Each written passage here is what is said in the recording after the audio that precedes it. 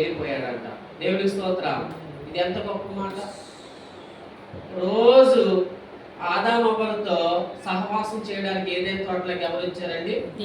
దేవుడు వచ్చాడు.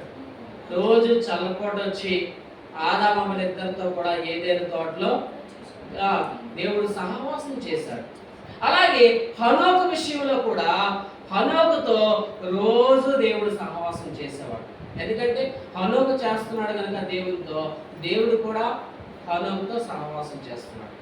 ఇద్దరు కూడా అలాగ ముచ్చట్లాడుకుంటూ మాట్లాడుకుంటూ అలాగ షికారు చేస్తూ ఉన్నారు. రోజు ఒక రోజు అట హనోకు ఎంత దూరం వెళ్ళిపోయాడంటే,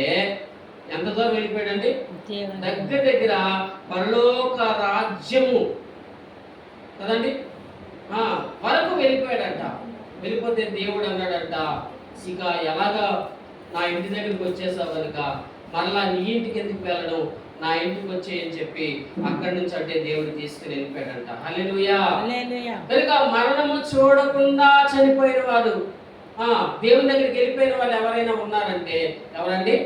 పాత నిబంధన గ్రంథంలో మనం చూస్తే హనోకు కనబడతాడు, అలాగే ఏలియా కూడా కనబడతాడు. మనకి ఇద్దరు వ్యక్తులు పాత నిబంధనలో మరణము చూడకుండానే దేవుని దగ్గరికి కొనుక్కోబడ్డారు. వారిలో మొట్టమొదటి వాడు ఎవరంటే హనోకు. దేవునికి స్తోత్రం. అంటే చూడండి, మరణము చూడకుండానే భూమి మీద బ్రతికున్నప్పుడే హనోకు పరలోకం చేరాడంటే దాని అర్థం ఏంటంటే కదండి, పరలోకంలో నివసించడానికి కావలసిన అర్హతలన్నీ కూడా అతడు సంపాదించుకున్నాడు భూమి మీద. అందుకే అర్హతలన్నీ ఉన్నాయి. అతని ఆలోచనలు కావచ్చు, అతని యొక్క నడకలు కావచ్చు, అతని ప్రవర్తన కావచ్చు, అంతా కూడా పరలోకంలోనికి వెళ్ళేటంత అర్హతలు అతనికి ఉన్నాయి. అందుకే దేవుడు అన్నాడు, ఎప్పుడైనా సరే పరలోకానికి వచ్చేవాడవే కనుక ఇదిగో ఇప్పుడే నేను పరలోకానికి నేను తీసుకుని వెళ్ళిపోతున్నాను, నాతో పాటు వచ్చే అని చెప్పి దేవుడు హనోకు ఏం చేశాడండి? పరలోకంలోనికి తీసుకుని వెళ్ళిపోయాడండి. హల్లెలూయా. మరణము చూడకుండానే చనిపోకుండానే హనోకు పరలోకానికి చేరిపోయాడు. దేవునికి స్తోత్రం కదా. హనోకు మరి వెళ్ళిపోయాడంటే అది దేనికి సూచనగా ఉంది? అతను కనబడకుండా వెళ్ళిపోయాడంటే దేనికి సూచన అండి? దేనికి సూచన? ప్రభువుతో ఎత్తబడడానికి సూచన. హల్లెలూయా. ఒకరోజు మనం కూడా ఏమవుతాం చెప్పండి? మనం కూడా ప్రభువుతో ఎత్తబడతాం. ప్రభువు తన రాజ్యంలోకి మనందరినీ కూడా తీసుకొని వెళ్ళబోతున్నాడు. మనందరినీ కూడా ఆయన రాజ్యంలో తీసుకెళ్ళడానికి ఆయన రాబోతున్నాడు. ఒకరోజు మనము కూడా ఏమవుతాం చెప్పండి? హనోకు ఎలాగైతే ఎత్తపడ్డాడో మనము కూడా ఆ రీతిగానే ఎత్తబడతాం. ఆ రోజు పరిస్థితి ఎలా ఉంటుందంటే లోకాసు వార్తలో కానీ మత్తయి వార్తలో కానీ రాయబడింది, ఇద్దరు మంచం మీద పడుకుంటే ఒకరు ఎత్తబడతారట, ఒకరు విడవబడతారట. ఇద్దరు పొలంలో పనిచేస్తుండగా ఒకరు ఎత్తబడతారు, ఒకరు విడవబడతారు. ఇద్దరు తిరగలి విసురుతూ ఉండగా ఒకరు ఎత్తబడతారు, ఒకరు విడవబడతారు. అంటే ఇద్దరు క్రైస్తవులే కావచ్చు, ఇద్దరు మరి యేసు ప్రభువుని నమ్ముకున్నటువంటి బిడ్డలే కావచ్చు, కానీ యేసు ప్రభు రాకడలో ఒకరేమో వెళ్ళిపోతారు, ఒకరేమో ఉండిపోతారు. చూడండి, అంటే మన సిద్ధపాటు ఎలా ఉండాలో దేవుడు మనకి గుర్తు చేస్తున్నాడు. మన సిద్ధపాటు ఎలా ఉండాలి చెప్పండి? రాకడలో ఎత్తబడే విధంగా ఉండాలి మన సిద్ధపాటు. హల్లెలూయా. అంటే దేవునికి మనం ఎంత ఇష్టలుగా ఉంటేనే తప్ప మనం రాకడలో హనోకు వలె మనం ఎత్తబడలేమండి. దేవునికి స్తోత్రం. అంటే ప్రభువు రాకడ వచ్చేటప్పటికి మనము సిద్ధంగా ఉండాలి. మరి ఆయన రాకడ ముందో మన పోకడ ముందో తెలియదు, కానీ ఏది ముందు జరిగినా సరే మనము యేసయ్య దగ్గరికి వెళ్ళడానికి మనము సిద్ధపాటు కలిగి ఉండాలి. హల్లెలూయా. రాకడలో ఎత్తబడేవాడిగా ఉండాలి. విడిచిపెట్టబడితే అంతకంటే ఘోరమైన పరిస్థితి ఇంకోటి ఉండదు.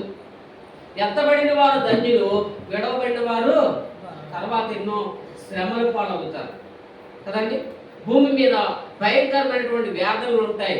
భూమి మీద భయంకరమైన శ్రమలు ఉంటాయి. వాటన్నిటికీ కూడా గురి కావలసినటువంటి పరిస్థితి ఉంటుంది. అందుకని విడవబడుట బహు ఘోరం అండి, ఎత్తబడుట ఎంతో ధన్యకరం. దేవునికి స్తోత్రం.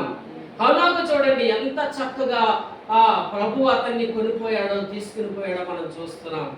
అలాగే మనము కూడా ఒకానొక రోజున యేసు ప్రభు వచ్చేటప్పుడు చూడండి, ఆయన వస్తాడు. దెస్సలోనికీయులకు రాసిన మొదటి పత్రికలో మనం చూస్తే 4వ అధ్యాయము 16-17 వచనాల్లో చూడండి రాయబడిన మాటలు ఒకసారి చదువుదాం. దెస్సలోనికీయులకు రాసిన మొదటి పత్రిక 4వ అధ్యాయము 16-17 వచనాలు. ఆర్భాటముతోను ప్రధాన దూత శబ్దముతోను దేవుని బోరతోను పరలోకము నుండి ప్రభు దిగివచ్చును. క్రీస్తునందుండి మృతులైన వారు మొదట లేతురు. ఆ మీద సజీవులమై నిలిచిన మనము వారితో కూడా ఏకముగా ప్రభువుని ఎదుర్కొనుటకు ఆకాశ మండలములకు మేఘముల మీద కొనిపోబడదము. కాగా మనము సదాకాలము ప్రభువుతో కూడా ఉందము. హల్లెలూయా. దేవుడు ఒకరోజు ఆర్భాటంతో వస్తాడు, ప్రధాన దూత శబ్దంతో వస్తాడు, దేవుని బోరతో ఆయన పరలోకం నుండి దిగి వస్తాడు.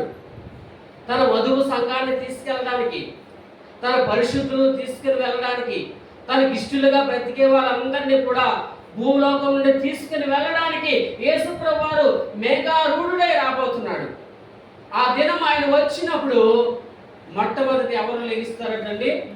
సమాధులలో నిద్రించిన వారు, ఆయన కొరకు పరిశుద్ధముగా జీవించిన వారు, నీతిమంతులైనటువంటి వారు సమాధుల్లో నుంచి మొదట లేచి ప్రభువుని కలుసుకుంటారంట వాళ్ళు. దేవునికి స్తోత్రం. వాళ్ళు వెళ్ళిపోయిన తర్వాత ఆ తక్షణములోనే మరలా భూమి మీద సజీవులుగా ఉన్నటువంటి వారు కూడా ఏమవుతారంటండి? వారు కూడా వెళ్ళిపోతారంట. దేవునికి స్తోత్రం కదండి. అలా వెళ్ళిపోతారు ప్రభు దగ్గరికి. అందరూ చూస్తుండగానే వెళ్ళిపోతారు ప్రభు దగ్గరికి. కొంతమంది ఏమో భూమి మీద విడిచిపెట్టబడతారు, కొంతమంది ఏమో ప్రభు దగ్గరికి వెళ్ళిపోతారు. చూడండి, నువ్వు ప్రభు దగ్గరికి వెళ్ళే వ్యక్తిగా ఉన్నావా, భూమి మీద విడవబడే వ్యక్తిగా ఉన్నావా?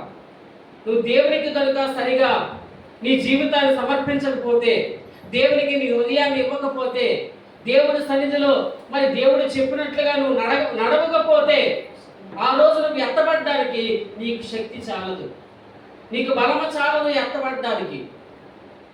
అందుకే నువ్వు ఎంత దేవునికి సమీపంగా ఉంటావో, నువ్వెంత దేవునికి దగ్గరగా ఉంటావో, నువ్వెంత దేవునికి ఇష్టడుగా ఉంటావో, ఆ రోజు వచ్చినప్పుడు ఆ ప్రభువుతో ఎత్తబడడానికి నువ్వు సిద్ధంగా ఉంటావు. హల్లెలూయా. ఆ బోర శబ్దం వినగానే ప్రభువు దగ్గరికి వెళ్ళిపోతావు. దేవునికి స్తోత్రం.